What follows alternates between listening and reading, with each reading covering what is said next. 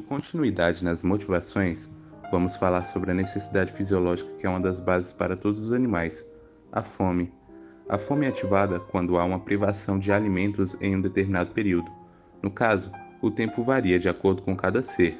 O crocodilo do Nilo, por exemplo, pode viver por até um ano sem se preocupar com sua alimentação, pois tem um metabolismo bem lento. Enquanto nós, seres humanos, geralmente comemos entre 3 a 5 refeições diárias, necessitando em média de 2.000 calorias por dia. E essa regulação da fome ocorre em alguns processos, como os de curto prazo, que age sob a regulação corpórea homeostática, com a reposição constante de energia por meio da glicose na corrente sanguínea, enquanto que processos a longo prazo age como o nome já sugere, de maneira lenta, obedecendo sua regulação metabólica e o estado de sua reserva de energia por meio de lipídios. A fome e o ato de ingerir os alimentos é afetado também por fatores como influências cognitivas, fatores sociais e ambientais. Para entender o funcionamento da fome, é preciso compreender todos esses fatores mencionados. E agora vamos explicar para vocês, de maneira mais detalhada, cada um desses processos. Levando em consideração a hipótese glicostática, o nível de açúcar do sangue é de suma importância para a ocorrência da fome, sendo o maior nível de glicose significando saciedade e menor nível necessidade de comer. O órgão do corpo que monitora esse nível é o fígado. Quando a glicose do sangue está baixa, o fígado manda um sinal excitatório para o hipotálamo lateral. Vamos chamar de HL para facilitar, que é o centro no cérebro, responsável pela geração da experiência psicológica. Seria mais ou menos como a sua mãe te chamando, falando que é a hora do almoço. Já para o sinal de saciedade, é enviado para o hipotálamo ventromedial, chamaremos de HVM, sendo o feedback negativo do processo de apetite a curto prazo. Sem o HVM, nos tornaríamos máquinas vorazes e insaciáveis, pois não teriam um puxão de orelha dizendo: "Ei, já está na hora de parar". O hipotálamo ventromedial é estimulado após o fígado mandar um estímulo quando sente distensões estomacais e uma liberação de colecistocinina, o peptídeo que é liberado no sistema digestivo. O HL tem neurônios especializados, que são ativados quando o ser já está com fome. Os hormônios também podem estimular ou interromper a fome. Por exemplo, a grelina estimula o HL, enquanto a leptina proporciona a sensação de saciedade. O HL também produz um peptídeo capaz de aumentar a fome, chamado orexina. Esses estimuladores podem fazer um rato comer cerca de 3 a 6 vezes mais que o normal. A orexina e grelina têm um potencial muito importante para os farmacêuticos, pois pode fazer com que o apetite aumente no caso de algumas doenças que prejudiquem o funcionamento do organismo, enquanto a leptina pode ser usada para diminuir o apetite. Diferente da energia a curto prazo, a energia a longo prazo é produzida através do tecido adiposo, a gordura. Segundo a hipótese lipostática, lipo, gordura, estática, equilíbrio, quando nossa gordura armazenada fica abaixo do equilíbrio homeostático, o tecido adiposo secreta um hormônio chamado grelina na corrente sanguínea, promovendo motivação para o ganho de peso, fazendo que a pessoa aumente o consumo de alimento. E quando a quantidade de armazenamento de gordura está acima do equilíbrio homeostático, o tecido adiposo libera o hormônio leptina na corrente sanguínea, que promove a motivação da perda de peso, reduzindo o consumo de alimento. Uma derivação da hipótese lipostática é a teoria do set point, que promove a ideia de que cada indivíduo possui um peso corporal biologicamente determinado, uma espécie de termostato de gordura, geneticamente estabelecido no nascimento ou um pouco depois. A genética cria números de células adiposas diferentes para cada pessoa. Nessa teoria, a ativação da fome e a saciedade depende do tamanho das células adiposas, que variam com o tempo. A fome é o meio pelo qual o corpo defende seu set point genético. Por exemplo, durante uma dieta, nossas células adiposas são reduzidas, a fome surge e persiste até que o comportamento de alimentação faça que com as células adiposas voltem ao seu tamanho normal. O set point aumenta com a idade e o metabolismo diminui após umas restrições calóricas prolongadas. A hipótese lipoestática exprime os fatores que regulam o equilíbrio entre ingestão de alimento, gasto de energia e peso corporal. As influências ambientais que afetam o comportamento de comer incluem a hora do dia, o estresse, a visão, o cheiro, a aparência e o sabor da comida. O comportamento de comer aumenta significativamente quando o indivíduo encontra uma variedade de alimentos, de nutrientes e de sabores. Quando o indivíduo dispõe de um único tipo de comida, o que pode aumentar a ingestão seria a presença de variados sabores. A disponibilidade de alimentos também aumenta a sua ingestão. Por exemplo, quando o indivíduo vai a uma festa de aniversário e se depara com bolo, doces e salgadinhos em abundância, isso pode causar um excesso por parte de quem está se alimentando, pois pode iniciar o ato de comer independente da fome. Sabe-se também que o indivíduo come mais quanto maior for o tamanho da porção servida. Comer é com frequência uma ocasião social. Estar na presença de outras pessoas faz com que o indivíduo coma mais do que se estivesse sozinho. Verifica-se que pessoas que estão tentando fazer dieta têm maior probabilidade de abandoná-la se estiver na presença de outras pessoas que estão comendo.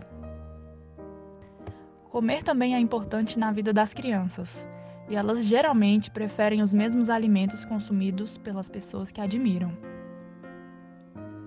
Outra influência ambiental sobre o comportamento alimentar é a pressão em determinadas situações para comer ou fazer dieta. Existem grupos de nosso convívio que comem mais ou menos, a depender de seu estilo de vida. Geralmente, esses grupos impõem regras a respeito do que é um comportamento adequado, e o desvio dessas regras pode levar a algum tipo de rejeição interpessoal e diminuição da popularidade. Se comer é um comportamento importante para o grupo, então a pressão do grupo pode se tornar um motivo para o indivíduo comer ainda mais do que sua própria fisiologia permite. Situações de restrição ou liberação. Quem aqui já não tentou fazer aquela dieta?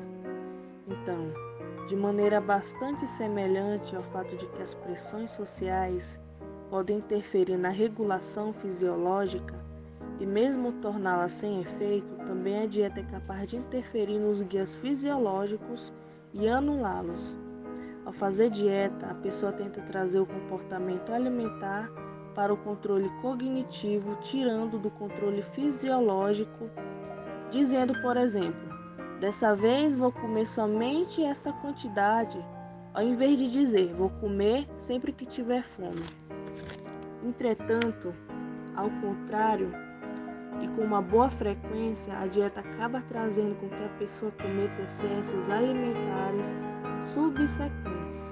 Então, quem faz dieta torna-se cada vez mais suscetível à desinibição ou liberação da restrição, especialmente em condições de ansiedade, estresse ou exposição de alimentos de alto teor. Há um estudo que constatou que pessoas que faziam dieta tomavam menos sorvete do que as pessoas que não estavam de dieta. Porém, se antes fosse dado a todos um milkshake de quase meio litro, aqueles que estavam de dieta acabavam tomando mais sorvete do que os que não estavam. As pessoas que fazem dieta depois de ingerir o alimento com alto teor calórico tornam-se progressivamente mais vulneráveis a cometer excessos alimentares.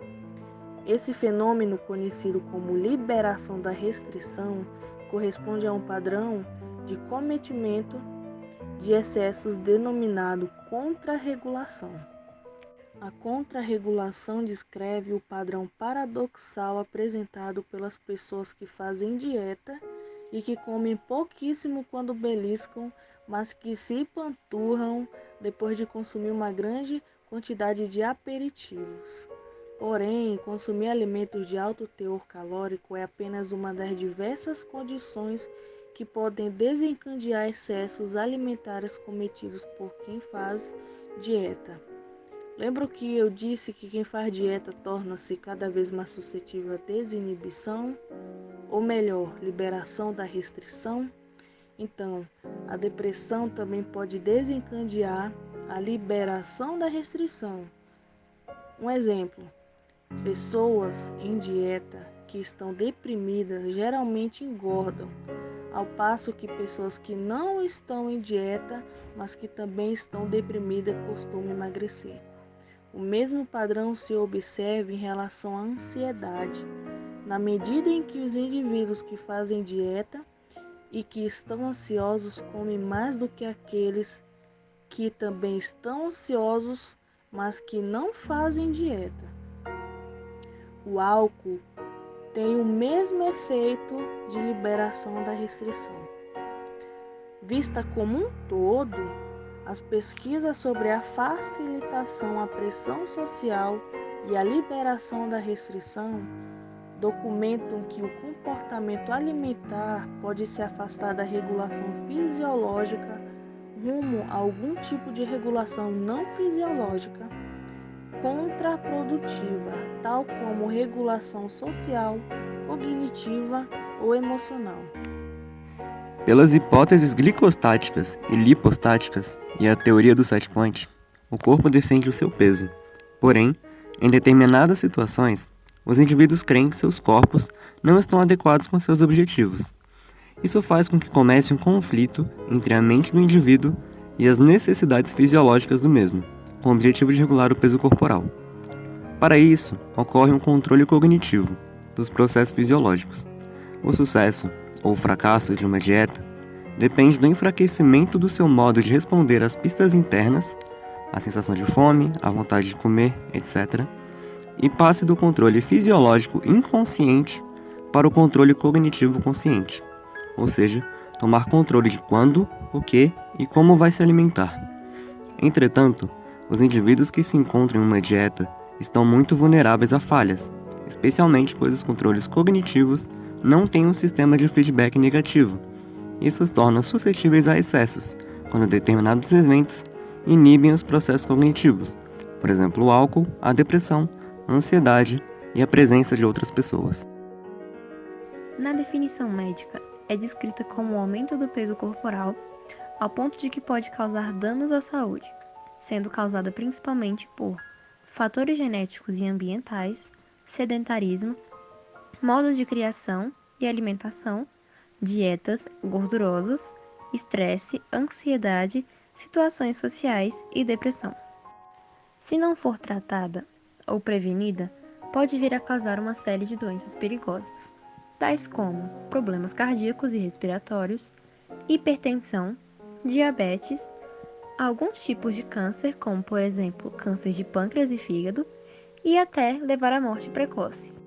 Diante de todo esse cenário, infelizmente, a tarefa de controlar o peso se mostra como uma espécie de gangorra, pois, sem o devido cuidado, ela pode vir a pender ou para a perda excessiva de peso ou ganho exagerado de gordura, quando na realidade a razão entre os dois precisaria estar equilibrada. Por outro lado, conseguir realizar tal trabalho na atualidade acaba virando um desafio por conta de fatores ambientais e sociais, bem como a ascensão da tecnologia, já que estamos constantemente cercados por influenciadores do consumo, ou seja, rodeados de propagandas de fast food ou produtos industrializados, que normalmente são nos apresentados em grandes porções e com alto teor de gorduras, vindos por meio da comodidade que os serviços de entrega, os famosos deliveries, proporcionam. Além disso, toda essa pauta também está atrelada à modernização que os avanços tecnológicos trazem, como por exemplo, a televisão, jogos, computadores e celulares. Aparelhos esses que infelizmente carregam, com toda a sua conectividade, o aumento do consumo alimentício e a queda no índice da prática de atividade física. A fim de diminuir os índices de obesidade, foram criados métodos como autorregulação e motivação para se exercitar, que são baseados em comportamentos voluntários, ou seja, é necessária a vontade consciente do indivíduo. Ato esse que é contrário à situação que ocorre com os processos fisiológicos naturais, que não precisam da vontade consciente. Dessa forma, é importante observar que os processos físicos, mesmo sendo difíceis de controlar conscientemente, não são totalmente impossíveis, já que é praticável a motivação para regular o peso, algo que pode ser uma ação eficaz na prevenção, já que à medida que o comportamento do indivíduo muda, as suas funções fisiológicas tendem a se adaptar à nova realidade apresentada pelo organismo de forma positiva.